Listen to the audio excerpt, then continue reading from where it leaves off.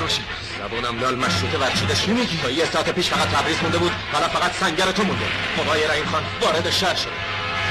جنابا شهر تسلیم شده. شهر گل خورده. فیوزا همه پرچم سفید زدن. پرچم رو میکشم پایین. 28 مهر ماه زادروز ستارخان از مبارزان دلاور نهضت مشروطه است.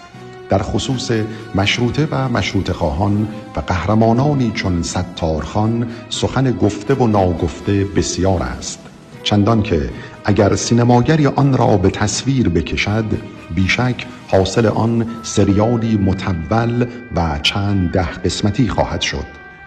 اما روایتی دو سطری هم از آن همه فراز و نشیب در دست است که به شکلی موجز ماندگارترین سکانس تاریخ مشروطه را برای ما روایت می کند.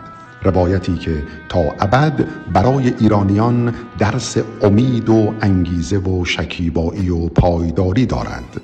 این روایت را از قلم احمد کسروی بشنوید.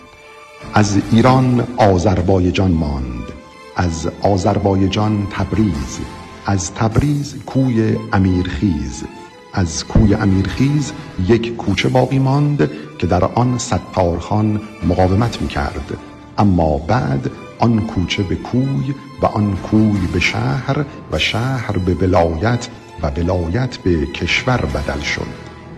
زادروزش بر همه ایرانیان مبارک. تا درودی دیگر بدرود. تو سردار قلب اسیران شدی، تو سوز نفسهای ایران شدی. چه کردی تو با غیرت خون خود؟ تو جان